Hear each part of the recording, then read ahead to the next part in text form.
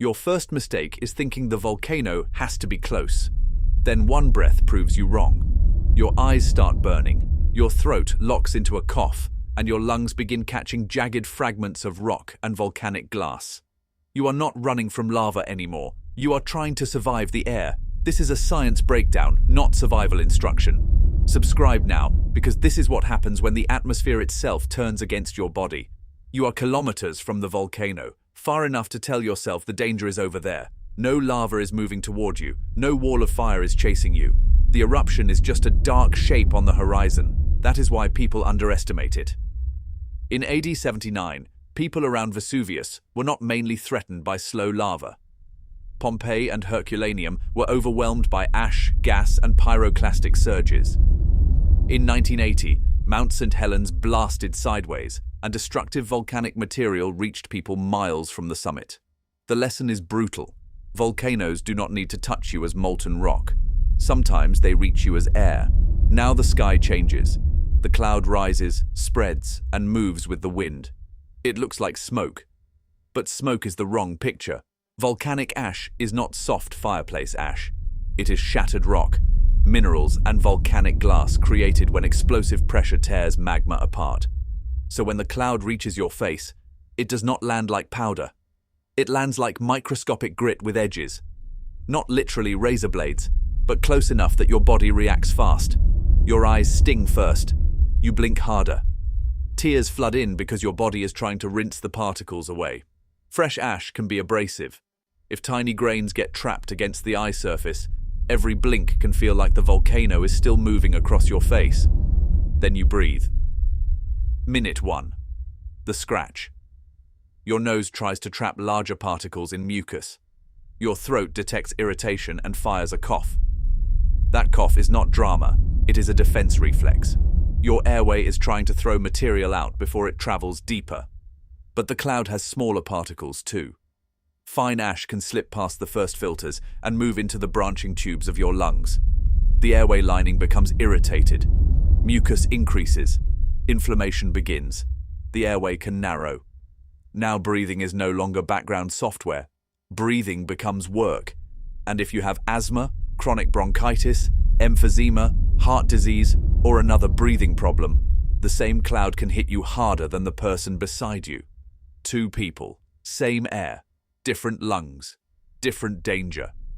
Deep inside your lungs are tiny air sacs called alveoli, where oxygen crosses into the blood and carbon dioxide leaves it. They are thin because thin is efficient, but thin also means vulnerable. Minute 5. The burning. Your throat feels dry, your chest feels tight, your voice turns rough, the cough keeps coming. Your body is trying to protect you, but every defense has a cost. More mucus means less open space. More swelling means more resistance. More coughing means more fatigue. Now add fear. Your brain senses danger and pushes the body into emergency mode. Heart rate rises. Breathing speeds up. That helps if you are escaping something visible. But in a volcanic cloud, fast breathing can pull more irritants into the airway. That is the cruel loop. Fear makes you breathe faster. Faster breathing increases exposure. Exposure increases irritation. Irritation increases fear. But ash is only the first attacker. A volcanic plume can also carry gases such as water vapor, carbon dioxide, sulfur dioxide, hydrogen sulfide, hydrogen chloride, and hydrogen fluoride. The exact mix depends on the volcano, eruption type, distance, wind, and local conditions. Science does not let us pretend every plume is identical, but the body reacts to what reaches its tissues. Sulfur dioxide is one of the big irritants. When it meets moisture in your eyes, nose, throat, and airways, it can form acidic compounds. That sharp bite in the air, the burning throat, the watery eyes, the sudden cough. That is chemistry hitting living tissue. Now the world becomes grey. Ash coats your hair. It lands on your eyelashes. It sticks to sweat. It collects on roads and roofs. You taste grit between your teeth. Some ash trapped in mucus may move toward the throat and be swallowed. In many healthy adults, short exposure to low levels of ash causes irritation and recovery. But this is not a normal dusty day. This is a volcano changing the air. Minute 20. The invisible trap. The ash is frightening because you can see it. but one of the most dangerous volcanic gases can be invisible. Carbon dioxide is colorless and odorless. Volcanoes can release it, and because it is denser than air, it can collect in low-lying areas under certain conditions. Outdoors it may disperse, but in valleys, depressions, caves, or enclosed spaces, it can displace oxygen. And here is the part that feels like a horror trick written by biology. You may not realize the air is failing. Your body strongly reacts when carbon dioxide builds up in your blood. But if oxygen is being displaced around you, your brain can start losing performance before you understand why. You may not feel like someone dramatically choking in a movie. You may feel strangely slow, a little confused, a little weak. You may think you are still making rational decisions while your brain is already getting less oxygen than it needs. That is the terrifying part. The organ you need to escape is the organ that starts making worse decisions. Your movements become less precise. Your judgment becomes duller.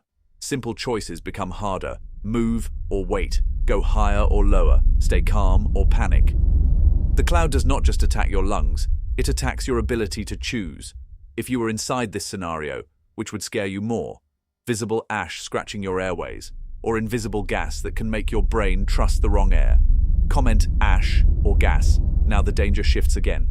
The ash that has fallen does not vanish. Dry ash can be lifted again by wind, traffic, footsteps, or cleanup. Wet ash can make surfaces slippery. Heavy ash can stress roofs. Visibility can make roads dangerous. Machines can clog. Water and food surfaces can be contaminated. The volcano is no longer just a mountain problem. It becomes a systems problem around your body. Volcanic ash can even threaten aircraft. Fine ash can enter jet engines, melt in the high heat, then re-solidify on engine parts and disrupt airflow. If ash can threaten a jet engine, what exactly do you think your lungs are doing with it? Inside the airway, the cleanup crew is already active. Mucus traps particles. Tiny hair-like structures called cilia beat in waves to move trapped material upward and out. Immune cells respond to irritation. Deeper in the lungs, macrophages can try to engulf particles that reach the smallest spaces. This is biology doing maintenance under attack. But cleanup takes time. The eruption can fade from the horizon before your airway stops reacting. Your eyes may keep watering. Your throat may stay raw. Your cough may continue. Your chest may feel irritated long after the dramatic cloud has moved on. That is the delayed cruelty of ash. The sky clears faster than the body. Do not judge a volcano only by the lava. Judge it by what it puts into the air. Still, we have to be precise. Not every ash cloud is fatal. Not every exposure causes lasting damage. Serious effects are more likely when exposure is heavy, prolonged, close to high concentrations, mixed with hazardous gases, or affecting vulnerable people such as children, older adults, and people with lung or heart disease. Science is not scarier when it exaggerates. It is scarier when it is accurate, because the accurate version is already bad enough.